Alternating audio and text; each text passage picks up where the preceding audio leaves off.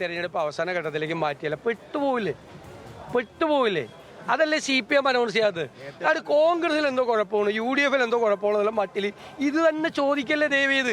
എല്ലാ പാർട്ടികളും എല്ലാ മുന്നണികളും ഇത് കഴിഞ്ഞ 2 തെരഞ്ഞെടുപ്പ് മാർച്ച് 1 അനൗൺസ് ചെയ്തത്.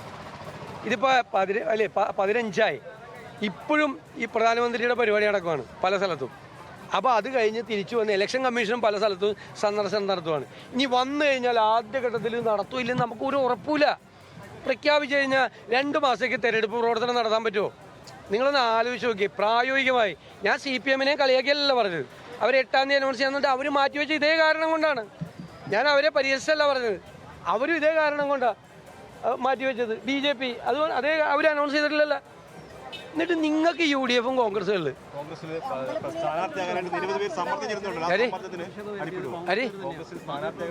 അതൊക്കെ അങ്ങനെയല്ലേ സ്ഥാനാർത്ഥിയാകാൻ വേണ്ടിയിട്ട് പലതരത്തിൽ എല്ലാവരും സമ്മർദ്ദം ചെലുത്തുക. അപ്പം നമ്മളതെല്ലാം കൂടി നോക്കിയിട്ട് ചെയ്യും. മനസ്സിലായില്ലേ?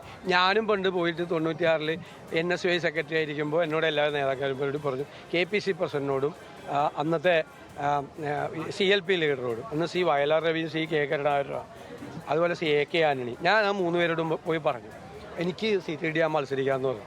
ഒരു തരത്തിൽ സമ്മർദ്ദമല്ലേ? ഞാൻ സമ്മർദ്ദം ചെലുത്തിയ ആളാണ്. പിന്നെ ആരും സമ്മർദ്ദം ചെലുത്താൻ പാടില്ല എന്ന് പറയണങ്ങനെ ഞാൻ സമ്മർദ്ദം ചെലുത്തിയിട്ടുണ്ടെന്ന് എനിക്ക് സീറ്റ് കിട്ടിയാൽ ഞാൻ ജയിക്കാം, ഞാൻ മത്സരിക്കാമെന്നൊക്കെ പറഞ്ഞ് ഞാൻ പോയിട്ടുണ്ട് 30 കൊല്ലം മുമ്പ്. മനസ്സിലായില്ലേ? അതിനൊക്കെ എന്താണ് തെറ്റ്? എല്ലാ പാർട്ടിയിലും ഇല്ലേ? പല പാർട്ടിയിലും ഇപ്പോൾ സീറ്റ് കിട്ടാതിൻ്റെ ആളുകൾ പുറത്തിറങ്ങണ കണ്ട. പണ്ട് കോൺഗ്രസിലൊക്കെ മാത്രമേ UDF-ലൊക്കെ ഉള്ളൂ. ഇപ്പം അതൊന്നും അല്ല. നിങ്ങളെ കുറച്ചുകൂടി റെഡി ആയിട്ടിരിക്കുക, കുറച്ചുകൂടി വിസ്മയങ്ങൾ കാണാം.